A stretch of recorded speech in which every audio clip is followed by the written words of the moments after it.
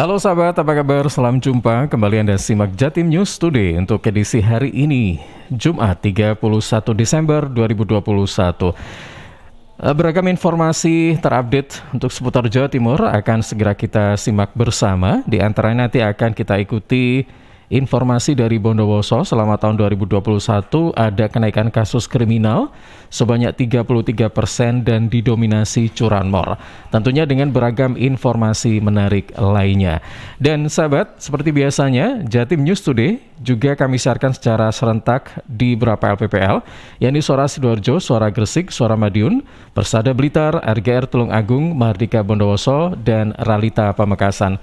Baik, inilah Jatim News Today selengkapnya bersama saya, Ilham Dianta.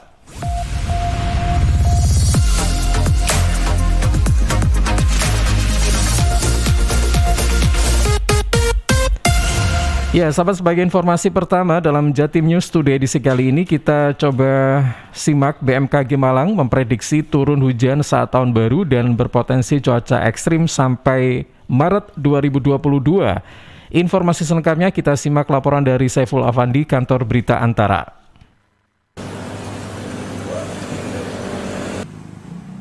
Badan Meteorologi, Klimatologi, dan Geofisika atau BMKG Kabupaten Malang imbau warga dan berbagai elemen masyarakat agar selalu waspada.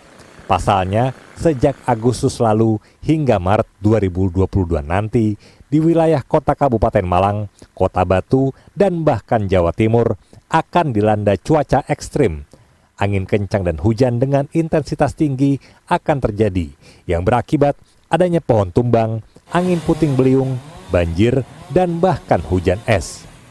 Koordinator Bidang Observasi dan Informasi BMKG Kabupaten Malang, Ahmad Lutfi, pada Kamis 30 Desember mengatakan jika cuaca sangat ekstrim akan terjadi.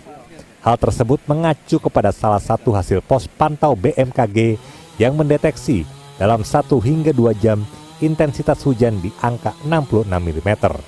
Padahal untuk cuaca ekstrim dalam 1 jam, kisaran intensitasnya berkisar pada 20 mm. Hal tersebut memicu terjadinya angin kencang, puting beliung, dan hujan es. Kondisi tersebut lumrah terjadi terutama saat peralihan musim atau puncak musim penghujan yang diperkirakan terjadi pada bulan Januari hingga Maret 2022. Dari hasil pemantauan kondisi angin, atmosfer maupun lautan di Indonesia, khususnya di Jawa Timur, terdeteksi adanya pola belokan angin. Hal tersebut memicu peningkatan terbentuknya awan-awan konvektif atau cumulonimbus, sehingga terjadi cuaca sangat ekstrim dan hujan es pada siang hari menjelang sore. Nah, kondisi seperti ini kenapa bisa terjadi? Nah, di Indonesia itu banyak sekali faktor yang menyebabkan hujan itu bisa turun lebih lebat dari biasanya. Berdasarkan pantauan dari kondisi angin, kondisi atmosfer maupun kondisi lautan, pertama bahwa di Indonesia, khususnya di Jawa Timur, itu saat ini dalam beberapa hari terakhir itu terpantau pola belokan angin. Nah, pola belokan angin itu berpotensi memicu peningkatan terjadinya awan-awan konvektif. Peristiwa tersebut merupakan tipikal hujan yang biasa terjadi di daerah tropis seperti Indonesia karena pembentukan awan yang dipicu adanya penguapan secara intens di siang hari. Dalam waktu singkat, pembentukan awan meningkat, baik bentuk dan luasannya. Penguapan yang membentuk awan konvektif atau cumulonimbus terjadi karena posisi matahari sedang ada di belahan bumi selatan yang mengakibatkan penguapan cukup tinggi. Dari Kabupaten Malang, Jawa Timur, Saiful Afandi, Kantor Berita Antara, mewartakan. Baik, terima kasih rekan Saiful Afandi, Kantor Berita Antara, ya, terkait dengan informasinya BMKG Malang prediksi turun hujan saat tahun baru dan berpotensi cuaca ekstrim sampai Maret 2022. Baik sahabat, kita beralih ke informasi selanjutnya. Antisipasi kenaikan di Superindak Sidoarjo melakukan operasi pasar untuk produk minyak goreng dan telur di Pasar Larangan. Informasi selengkapnya kita simak laporan dari Aji Suprayitno, kontributor. Menyusul adanya lonjakan harga minyak goreng di pasaran, Disperindak Kabupaten Sidoarjo menggelar operasi pasar di Pasar Larangan Kecamatan Candi Di lokasi ini Disperindak Kabupaten Sidoarjo menjual minyak goreng dengan harga Rp14.000 per liter atau di bawah HET, lebih murah dari harga di pasaran yaitu Rp20.000 per liter. Selain minyak goreng, berbagai kebutuhan bahan pokok seperti telur, daging, beras maupun tepung terigu dijual dengan harga lebih murah dengan harga di pasaran. Salah satu masyarakat yang mengantri operasi pasar mengatakan sangat terbantu dengan adanya penjualan bahan pokok yang saat ini banyak mengalami kenaikan. Apalagi harga minyak goreng telah tembus Rp20.000 per liter, sehingga perlu adanya operasi pasar untuk menekan harga mahal. Komisi B DPRD Sidoarjo berharap adanya operasi pasar harga kebutuhan bahan pokok jelang tahun baru bisa stabil dan terjangkau. Saya berharap dengan adanya operasi pasar yang dilakukan oleh Dinas Perindustrian dan Perdagangan Kabupaten Sidoarjo untuk menjelang tahun baru maupun Natal, harga kebutuhan bahan pokok di Sidoarjo bisa normal dan maksimal. Pembeli tidak keberatan, pedagang pun tetap dapat untung. Memang temuan di pasar-pasar harga minyak saat ini mahal ya Pak? Temuan ada sebagian kebutuhan bahan pokok yang melambung tinggi, contohnya kayak minyak goreng, kemudian telur, kemudian ada lagi daging, kemudian ada lagi cabai, itu yang mengalami harga lonjakan yang luar biasa. Tapi saya berharap dengan operasi pasar seperti ini nanti berdampak pada harga kebutuhan bahan pokok semuanya nanti bisa normal. Listianingsih, Kabid Perdagangan Disperindak Sidoarjo menyatakan, dengan menggandeng sejumlah perusahaan yang berada di kota Delta, berbagai kebutuhan pokok dijual dengan harga yang terjangkau. Hal ini untuk mengantisipasi lonjakan pada jenis komoditi di antaranya telur yang saat ini dijual dengan harga Rp27.000 per kilogram. Padahal sebelumnya dijual lebih murah dibanding harga normal Rp30.000 per kilogram. Hari ini kita ada operasi pasar untuk minyak goreng, terus ada telur sama daging ayam, dari Bulog juga untuk komoditi beras, gula, sama tepung terigu. Harganya bedanya berapa ini Bu dari harga normal? Kita memang kemarin minta supaya tetap di bawah harga pasar. Goreng ini saya juga terima kasih dengan PT Megasurya ya selama ini juga mendukung kita bisa jual minyak dengan harga Rp14.000. Normalnya berapa Bu kalau saat ini Bu? Minyak goreng di ini sekitar 20. Adi Suprayitno melaporkan. Baik, terima kasih rekan Adi Suprayitno dengan informasinya. Antisipasi kenaikan Disperindak Sidoarjo operasi pasar untuk produk minyak goreng dan telur di pasar larangan. Baik sahabat, untuk informasi selanjutnya masih dari rekan Aji Suprayitno, kontributor. Kali ini berbagi informasi dari data KPID Jawa Timur, ada peningkatan pelanggaran isi siaran selama pandemi atau 2 tahun terakhir. Selengkapnya kita simak laporan dari Aji Suprayitno, kontributor. KPID Jawa Timur menggelar sosialisasi pengawasan isi siaran. Dalam acara tersebut, KPID membeberkan temuan pelanggaran tahun 2019 yang mencapai 5.011 kasus, meliputi program siar kembali menjadi dominan dengan jumlah 4.781 kasus. Jumlah pelanggaran terbanyak kedua adalah tentang kekerasan dan sadisme dengan jumlah 41, atau menurun dibanding tahun 2018. Tahun 2019, KPID Jawa Timur tidak ditemukan pelanggaran tentang nafsa narkotika, psikotropika dan adiktif, konten siaran kebanci-bancian, pelecehan agama, dan ras. KPID mencatat temuan pelanggaran terbanyak tahun 2019 mencapai 1.110 kasus terjadi pada bulan September, didominasi tentang klasifikasi program siaran. Sedangkan pada bulan Januari mencatat pelanggaran terendah dengan jumlah 51 kasus. Kewenangan KPI atau KPID memang kami punya kewajiban untuk melakukan sosialisasi kepada masyarakat berkaitan dengan temuan-temuan pelanggaran yang terjadi di lembaga penyiaran, terutama adalah televisi tadi. Karena itulah kemudian hari ini kami sampaikan kepada kawan-kawan media bahwa temuan yang kami lakukan, yang sudah kami tidak lanjut dalam teman-teman lembaga penyiaran itu sebagai bagian dari upaya kita untuk terus meningkatkan kualitas isi siaran. Nah, memang jenisnya macam-macam, ada yang berkaitan dengan iklan, kemudian ada yang berkaitan dengan klasifikasi usia dalam setiap tayangan, juga ada yang berkaitan dengan kata-kata kotor dan seterusnya. Kecuali kalau misalnya biasanya ketika ada momen politik, biasanya juga akan menyusul juga laporan-laporan ataupun pengaduan maupun temuan berkaitan dengan pelanggaran berkaitan dengan politik itu sendiri. Terus yang dilakukan oleh KPID terhadap pelanggaran-pelanggaran itu? Baik, jadi penanganan pelanggaran itu sebenarnya juga sudah diatur di dalam undang-undang maupun P3SPS. Pertama yang kami lakukan adalah mengundang atau memanggil masing-masing lembaga penyiaran untuk dimintai klarifikasi. Apakah betul laporan dari masyarakat seperti ini, temuan kami seperti ini, dan ketika kemudian terbukti itu disiarkan, maka punishment pasti kami berikan. Nah, punishmentnya sudah ditentukan juga di dalam undang-undang maupun P3SPS atau pedoman perilaku penyiaran. Yang pertama itu adalah teguran tertulis, kemudian yang kedua adalah penghentian mata acara siaran, yang ketiga pembatasan durasi siaran, dan yang terakhir adalah rekomendasi pencabutan izin.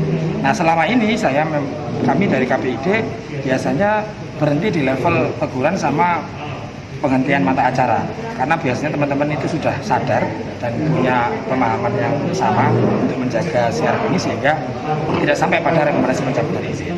Pada tahun 2020, jumlah pelanggaran tergolong tinggi mencapai 4.855 kasus. Jenis pelanggarannya didominasi klasifikasi isi siaran, yakni pada triwulan pertama pelanggaran klasifikasi isi siaran mencapai 851. Kemudian meningkat di triwulan kedua menjadi 1050 dan pada triwulan ketiga naik menjadi 1202 serta pada triwulan keempat mencapai 1554 kasus. Dari Surabaya, Jawa Timur, Adi Suprayitno melaporkan. Baik, terima kasih rekan Aji Suprayitno, kontributor. Dengan informasinya dari data KPID Jatim, ada peningkatan pelanggaran isi siaran selama pandemi atau 2 tahun terakhir. Sahabat, kita beralih ke Bondowoso. Kali ini data Polres Bondowoso selama tahun 2021 ada kenaikan kasus kriminal sebanyak 33% dan didominasi curanmor. Informasi selengkapnya kita simak laporan dari rekan Dewi Karya, Mahardika Bondowoso. Selama tahun 2021 terjadi kenaikan sebesar 33% dalam penanganan kasus kriminal di Polres Bondowoso. Artinya naik 167 kasus dari jumlah tahun sebelumnya yang hanya 493 kasus. Ini disampaikan AKBP Herman Priyanto, Kapolres Bondowoso saat rilis Polres Bondowoso pada Kamis 30 Desember kemarin. Dari data Polres Bondowoso, kenaikan kasus kriminal di tahun 2021 didominasi kasus curanmor. Dari 5 kasus di tahun 2020, naik menjadi 61 kasus di tahun 2021. Modusnya sayapan atau pelaku mengambil motor saat terparkir dengan merusak kunci. Ini biasa terjadi saat motor ditinggal pemilik di parkiran, sawah, dan pertokoan. Ada kemungkinan jaringan-jaringan yang di sana itu melebar sayapnya ke sini. Mungkin juga ada residivis yang sering kali beroperasi kembali setelah keluar. Dimungkinkan seperti itu karena ada beberapa ini kan ada yang sifatnya itu pelaku di lokal sini, ada yang dari luar. Peringkat kedua adalah kasus kekerasan dalam rumah tangga. Dari 15 kasus naik menjadi 26 kasus. Dari Bondowoso, Dewi Karya, Mahardika Bondowoso mengabarkan untuk Jatim News Today. Terima kasih rekan Dewi Karya dari Mahardika Bondowoso dengan informasinya data Polres Bondowoso selama tahun 2021 ada kenaikan kasus kriminal sebanyak 33% dan didominasi curanmor. Sahabat, dari Bondowoso kita beralih ke Madiun. Upaya pemerintah Kota Madiun mencegah masuknya varian Omikron. Nah, seperti apa? Selengkapnya kita simak laporan dari rekan Chandra dan Ayu Hamijaya, Suara Madiun.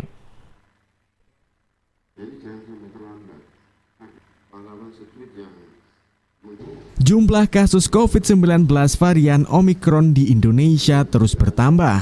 Berdasarkan rilis resmi Kementerian Kesehatan, penambahan jumlah mencapai 46 kasus yang diketahui dari Whole Genome Sequencing atau WGS. Maka dari itu, untuk mencegah terjadinya penularan, pemerintah Kota Madiun meningkatkan kewaspadaan terkait masuknya COVID-19 varian baru itu. Beberapa langkah antisipatif yang dilakukan, diantaranya rutin melakukan penyemprotan cairan disinfektan. Tidak hanya itu, Satgas COVID-19 juga mengoptimalkan keberadaan gerai masker gratis bagi masyarakat serta memaksimalkan layanan vaksinasi COVID-19. Saat ini, Kota Madiun mencatat vaksinasi COVID-19 dosis pertama tembus 102% dari total sasaran. Sementara itu, Kepala Pelaksana BPBD Kota Madiun Jaryanto menambahkan, keberadaan gerai masker gratis juga terus dioptimalkan. Perharinya, 2.500 lembar masker disiapkan untuk memenuhi kebutuhan masyarakat, baik luar maupun dalam kota. Gerai masker pun kini sudah tersebar di 5 titik, yakni di Rumah Dinas Wali Kota Madiun Jalan Pahlawan, depan Telkom, serta kawasan Sumberwangi. Selain itu, juga terdapat gerai masker mobile yang keliling di sejumlah tempat. Tidak hanya itu, penyemprotan disinfektan juga rutin dilakukan sekali dalam seminggu. Sasarannya objek vital, seperti pasar tradisional, tempat ibadah, gedung sekolah, dan fasilitas umum lainnya yang mudah diakses oleh masyarakat. Saya Ben Chandra, Ayu Hamijaya, Radio Suara Madiun. Terima kasih Ben Chandra dan Ayu Hamijaya dari Suara Madiun dengan informasinya upaya pemerintah Kota Madiun untuk mencegah masuknya varian Omikron. Baik, sahabat Jawa Timur, dari Madiun kita beralih ke Sidoarjo. Ada rekan kami Panji Harto dengan informasinya, pasca dilantiknya Kepala Desa Prasung, segenap warga bisa saling bersinergi membangun dan memajukan desa. Selengkapnya kita simak laporan dari rekan Panji Harto, Suara Sidoarjo. Sahabat, bertempat di Pendopo, Kecamatan Buduran, Kabupaten Sidoarjo, Jumat 24 Desember 2021, Ahmad Mudlor, Bupati Sidoarjo, secara resmi melantik M. Syafi'i, Kepala Desa Prasung terpilih periode 2021-2027. Kegiatan ini dihadiri Forkopimda Sidoarjo, Forkopimka Buduran, para kepala desa sekecamatan Buduran, seluruh perangkat desa Prasung, BPD Prasung, Panitia Pilkades Prasung, serta tamu undangan. Dalam sambutannya, Ahmad Mudlor, Bupati Sidoarjo berpesan agar kepala desa Prasung terpilih bisa mengemban amanah dengan baik serta menjadikan desa Prasung lebih maju lagi.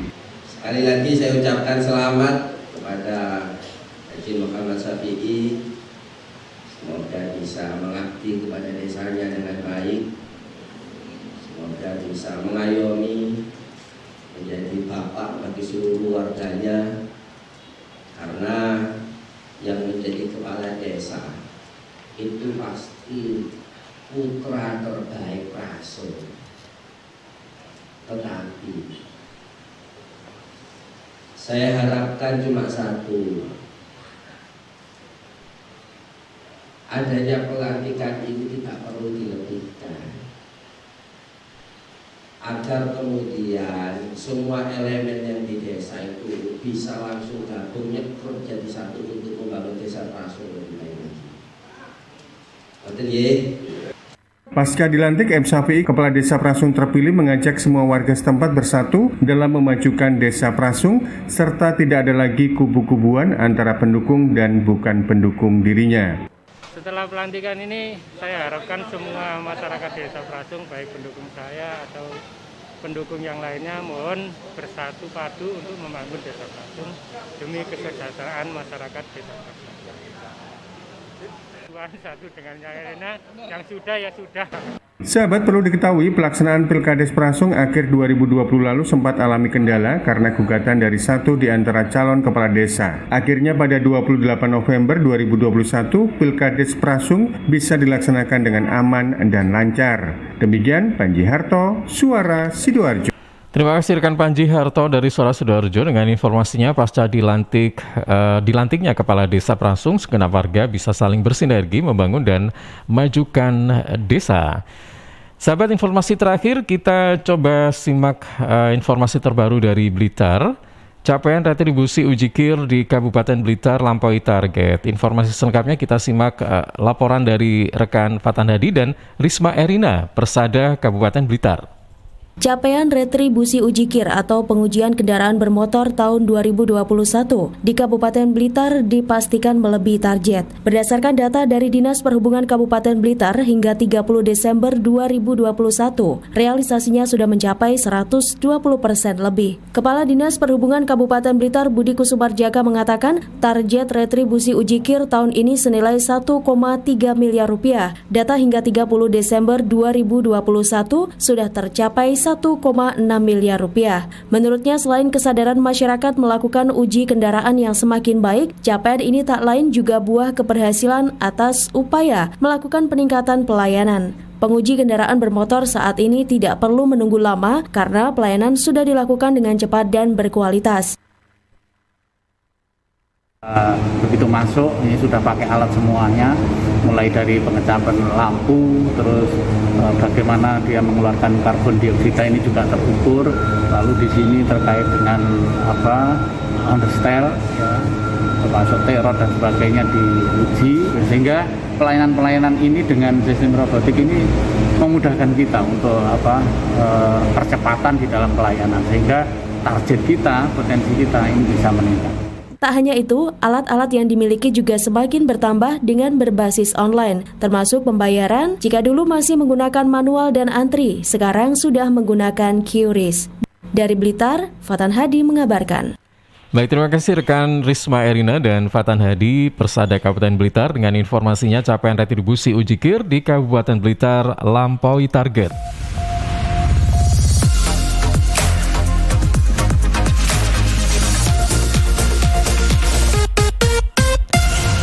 Sampai dengan demikian, usai sudah JNT Jatim News Today untuk edisi hari ini Jumat 31 Desember 2021. Kami sampaikan terima kasih pada beberapa LPPL yang menyiarkan dan menayangkan program ini. Di antaranya Suara Sidoarjo, Suara Gresik, Suara Madiun, Persada Blitar, Arga Tulung Agung, Mahardika Bondowoso, dan Ralita Pamekasan. Akhir kata, saya Ilham Diata pamit. Terima kasih, jaga kesehatan dan sampai jumpa.